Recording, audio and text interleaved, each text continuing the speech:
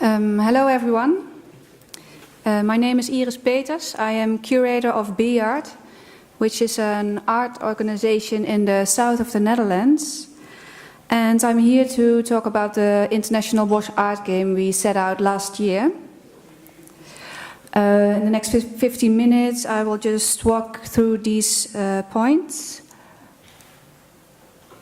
Okay, something happened. Let me see. So I will tell you something more about the reasons for the international competition in search for a game inspired by the Dutch medieval painter Jheronimus Bosch.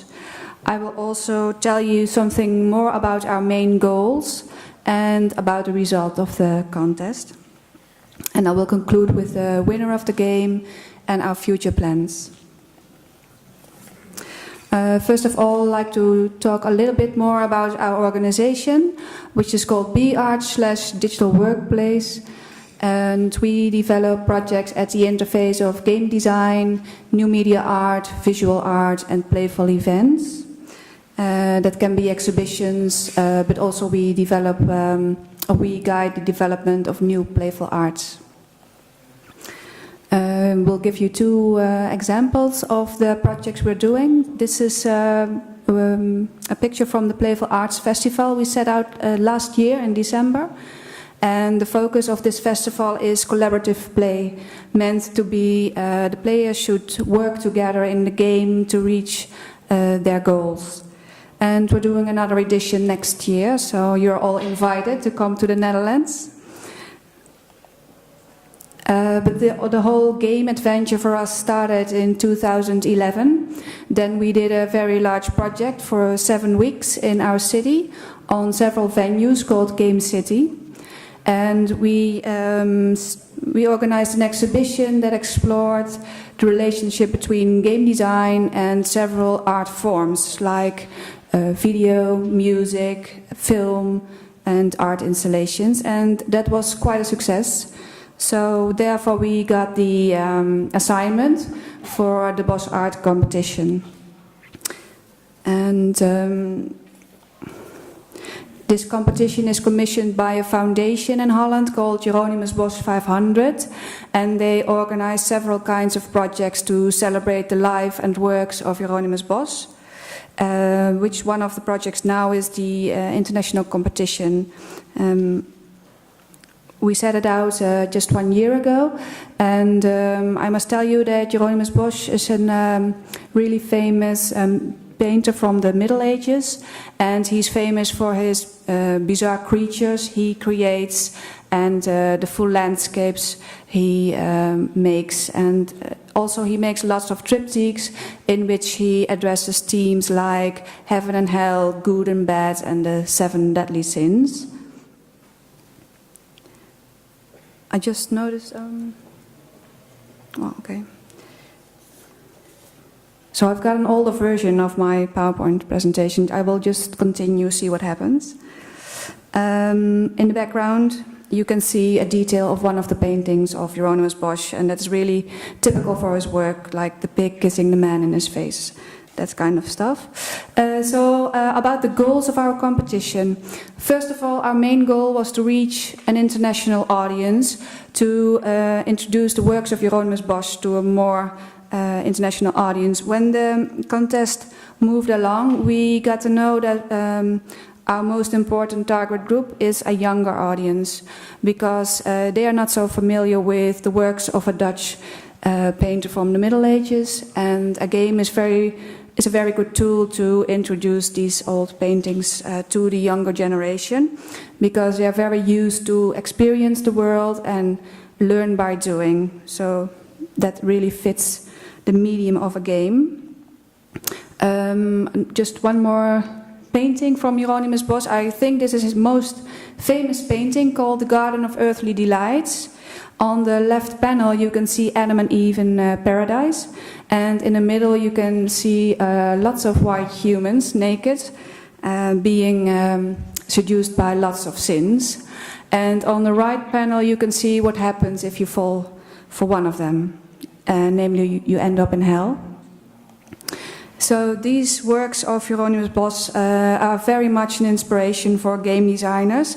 It seems like there's a natural relationship between Jheronimus Bosch and game designers. Probably if he would have lived nowadays, he would have been a game designer, we think.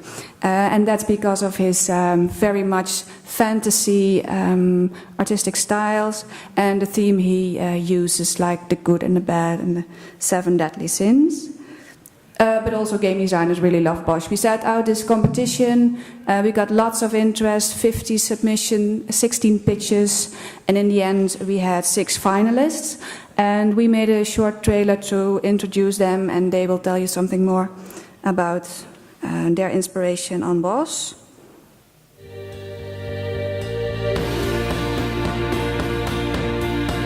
Okay, this is the video I was talking about.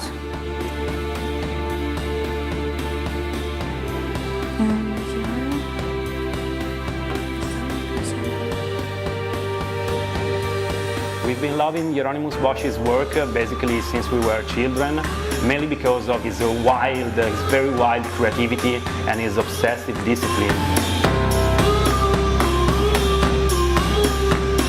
Combining game design with his work, it's a great challenge.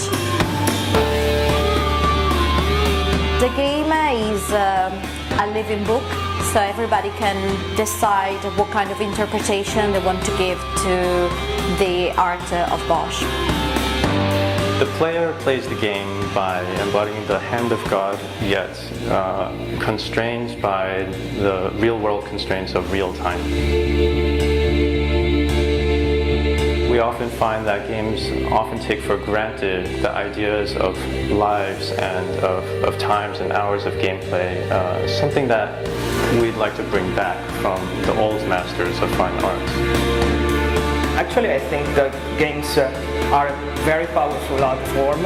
Our main inspiration is not a painting, but the Brotherhood of Our Blessed Lady. That's a brotherhood which Bosch belonged to. So I mix classical images from the Bosch with contemporary images from Pac-Man, because they both view good things and bad things.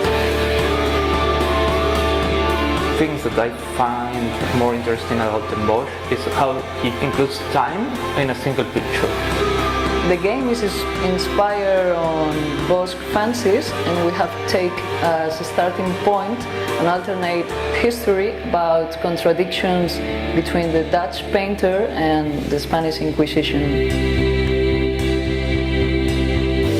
We were really fascinated at how Bosch treats with very controversial topics about the circle of life. We didn't want to compete against this imagery. They wanted people to play mostly with eyes closed and create the visuals in their minds. The big strength of Everyman is that you really experience a painting of Jheronimus Bosch in an interactive manner.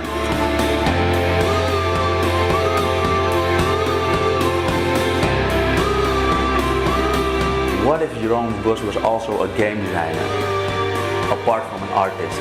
It's the art of Bosch, it's the moral of Bosch, and hopefully it's also the experience of Bosch.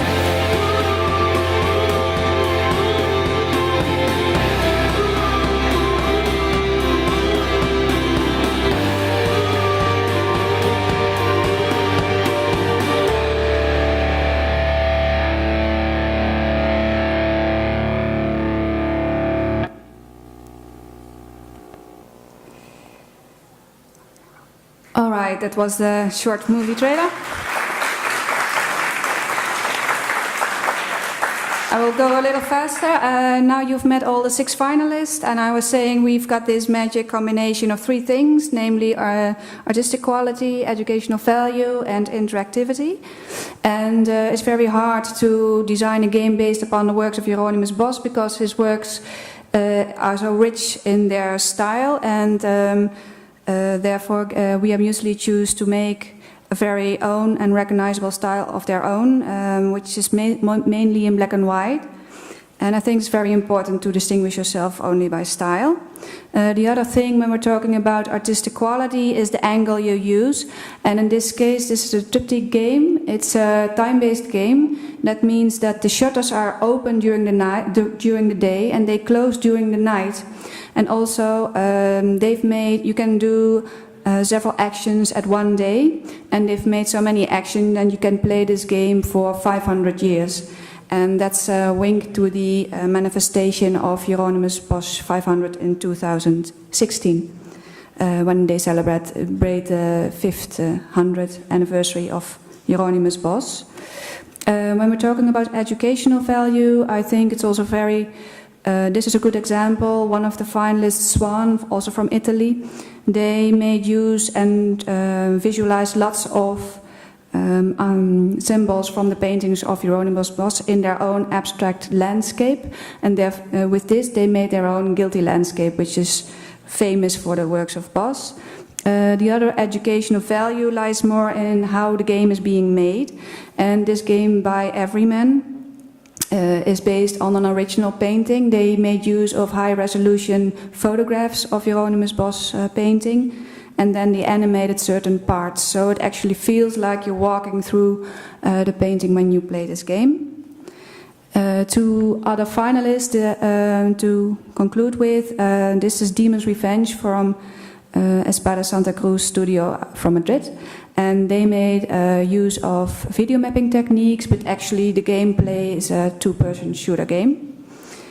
And the last one is Yoctobit from Spain, and they've got a really unique concept because they didn't do anything with visuals. They made a party audio game, and so that's really unique in their concept. But I also think it's a little bit less educational. So when we're talking about the winner of the contest, the jury concluded that the winner has got it all. It's got the right balance between the artistic quality, educational value, because you can learn a lot about the works of Jheronimus Bosch and Bosch himself. And it's a good interactive experience because it's so layered. You can end up with many storylines in the game. It's a studio from Milan. Via Muesli. If ever somebody didn't know them, they're up next, so you can ask all your questions at them. I'm just introducing them. And with the Bosch Art Game, we're going on an international tour. I just went to Game City, Nottingham. We're going to the Chef Festival in Turin. And this weekend you can also play the games at the Playing the Game Festival here in Milan. And with the winning game, we're going to further develop it, looking for other financial support, and we're going to launch it in a big way in 2016 when we celebrate the 500 years that it has been since Jheronimus Bosch has died. So I would like to thank you very much, also the IGDS, for having me here, and you can find me on Twitter and Facebook. Thank you.